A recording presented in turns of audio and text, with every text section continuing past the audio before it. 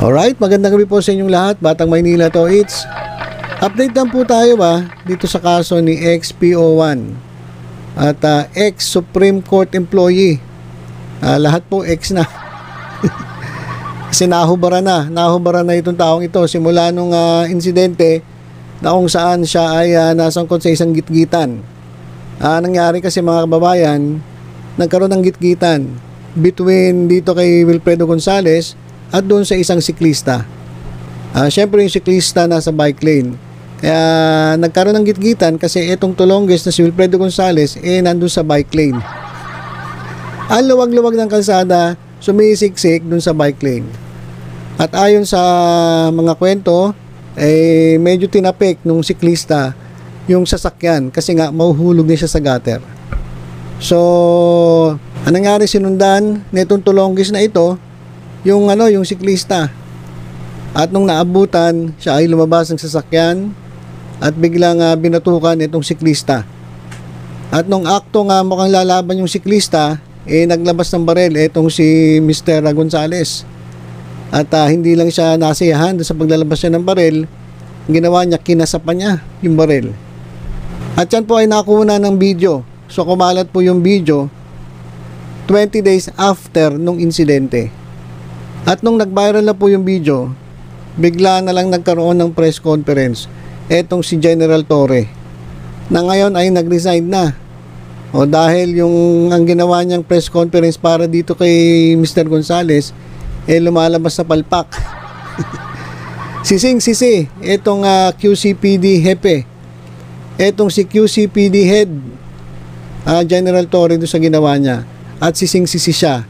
At sinabi niya na hindi niya dapat yung ginawa. Kasi parang ang lumabas, parang sila pa ang tumayong defense lawyer o defense counsel na itong tulongges na si Mr. Gonzales. So, napilitan siya tuloy mag-resign sa kanyang pwesto. At nung isang araw din ay naglabas ng statement yung siklista. Sabi nga natin yung statement na yun medyo kaduda-duda. Kasi ang sabi ng siklista ay nagkaayos na raw sila ni Mr. Gonzales. August 8 pa lang nagkaayos na. Pagkatapos ng gitgitan, pagkatapos ng batukan, pagkatapos ng kasahan ng barel, sila ay napunta dun sa Galas Police Station at doon sila pinag-ayos. Pinag-ayos ko no. Ang sabi nga, nagbayad pa itong siklista ng 500. Na kung tutuusin, wala naman siyang kasalanan kasi nasa tamang tamang lane. Dapat nga ang nagbayad itong si Mr. Tulongges Gonzales pero dahil nga siya ay dating QCPD, membro ng QCPD, dating PO3, na-demote ng PO2, na-demote ng PO1, wala nang demotion, na-dismiss. So ang nangyari, pumunta siya ron sa kasamahan niya sa QCPD. At syempre, itong mga tulongges din na kasamahan niya dyan, kinampihan etong si Mr. Gonzales. So nagkaroon daw ng settlement at sabi dun sa salaysay nung siklista, nagkatuwaan pa raw sila, nagkayakapan. Ako nagtataka pagkatapos nung tutukan ng baril, biglang pagkatapos nun bigla na lang kayo magyayakapan, parang walang nangyari. So yun yung base dun sa statement. At sabi nung siklista dun sa kanyang statement, wala daw nangyaring takutan, di raw siya natatakot, at wala daw money involved. Wala daw money involved. Ibig sabihin hindi siya binayaran, at ang kwento nga siya pa nagbayad ng 500. Sabi nga gusto pa raw ni Gonzales 800. Tibay talaga na sikmura nito ni Gonzales Alright, so ngayon ito na yung update natin. Ito na po yung update galing po kay Attorney Raymond Fortun, na talaga namang dapat nating saluduhan itong si Attorney Fortun dahil sa kanyang talagang pagnanasa, natulungan itong siklista na makamit yung totoong hustisya. At nag-offer siya ng kanyang services ng libre.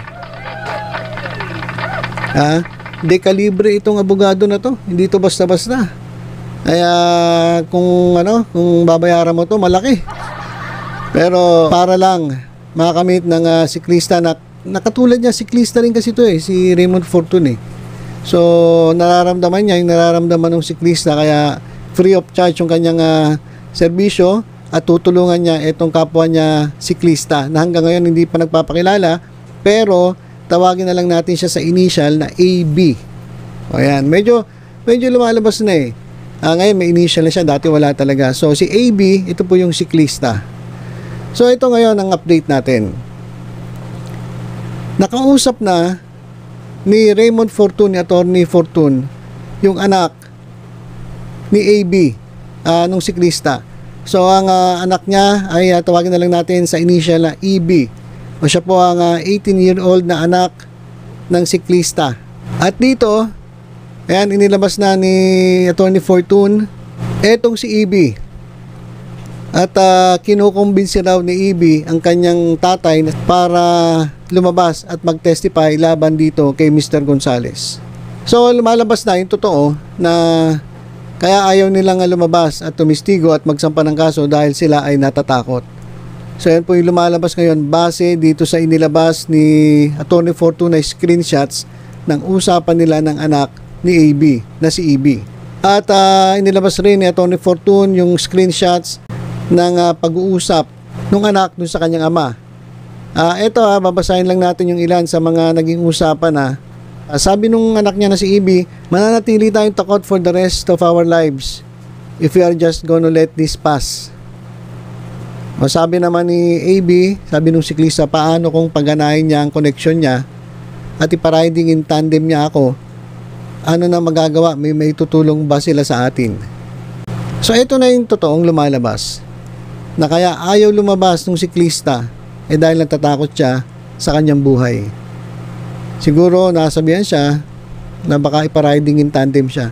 So ito mga kababayan ay mga pulis dyan sa Galas, dapat ang imbestigahan talaga imbestigahan talaga ni Mayor Belmonte at maging sa Senado kung patatawag dapat maimbestigahan ito.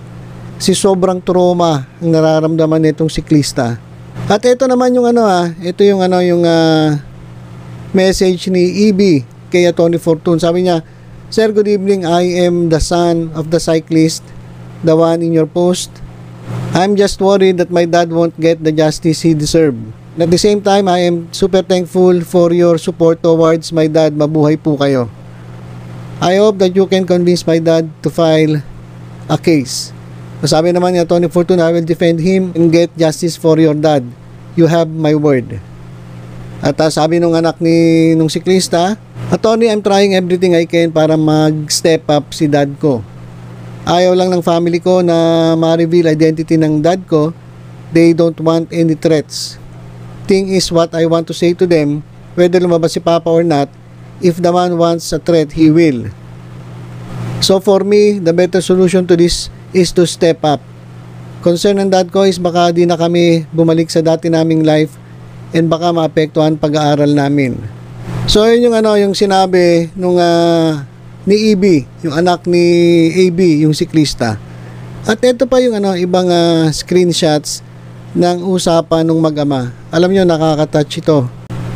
Talagang dito na makikita natin yung totoo kung ano ba yung nararamdaman ng ama. Ang sabi dito, think about the long term. So nagsasalita rito yung anak. Think about the long term. You are now part of something bigger, so you have to think of this carefully. Kung di ka testify against him, mauulit at mauulit yan. And you're just gonna let him walk away. At this point, Papa, you have to be selfless to our society. We will be safe. I know mahirap. This is a leap of faith. Pero gusto ko sana, Papa, malaman mo yung benefits na mangyayari para sa ating lahat sa lipunan and to us. If your concern is safety, mas magiging ligtas tayo sa ganitong paraan. Alam kong magbabago buhay natin, magbabago lahat. Pero kung uupo lang tayo dito at mananatiling takot, baka di lang isang beses mangyari to ulit. Bilang anak mo pa, alam ko na wala pa akong nararating. Nagsusumikap ako para makarating ako sa posisyon ko ng buhay na lahat ng gusto nyo maibibigay ko. Alam kong mahal mo kami, pero sana pa malaman mo na mas magandang choice na tumestify ka sa lalaking yun. Please don't let him walk away. Na ganun na lang. You're thinking short term. Think about the long-term process, Papa. So, ito pa lang yung binabasa ko pero grabe Grabe. Nakakabilib ito si EB, yung anak nung siklista. Mananatili tayong takot for the rest of our lives if we are just gonna let this pass. I want you to think this very carefully, Papa. But I respect whatever decision you make kasi tatay kita, mahal kita. Stand up for us, Papa. Make this thing work. Ito ngayon ang sabi nung ni AB, yung siklista. Iniisip ko kayo at unang-una, maaasahan mo ba ang proteksyon nila kapag lumabig issue? Isipin, dating si IDJ yan. Na-dismiss siya, ba't nakapasok ng DOJ kung walang sinasandalan na pader? Paano kung paganahin niya ang koneksyon niya at ipa-riding in tandem niya ako? Ano na magagawa? May tutulong ba sila sa atin? So ito yung talagang concern ng tatay ng kanyang buhay. Siyempre, pag nawala siya, apektado yung pamilya niya. So iniisip niya rin yung pamilya niya. Takot na takot siya dito sa nakikita niyang malakas na koneksyon na itong Tulonges na to. Pero alam niyo, ewan wala na tong taong ito. Hubad na to, hinubara na. Nilaglag na ng pulis, nilaglag na ng employee niya sa Supreme Court. Wala na rin siyang habulin hindi siya makahawak ng baril. Dapat i-revoke na lahat yan. Pati lisensya ng pagmamaneho, wag na rin ibigyan. Kumbaga sagad-sagarin at ito, imbestigahan kung kinakailangang ikulong, ipakulong para hindi na makaulit. So yan mga kababayan, yung yung plea ng anak ng siklista. At siya po ay naghahanap ng justice, hustisya para sa siklista. Alright, so yan mga kababayan. Ito, magbabasa lang ako ng ilan sa mga komento. Naiiyak ako at di mapigilan luha ko. So, grabe, nakakayak. Marami talagang na-touch dito sa sa naging conversation ng anak sa kanong ama.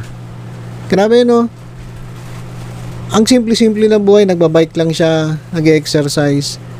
Tapos makakatagpo siya ng isang Tulonges na abuso na walang kwentang tao sa katauhan ni Mr. Gonzales. Biruin nyo yan. Di ba? Nagbabike ka lang naman Makakasulubong ka ng ganong klaseng tao.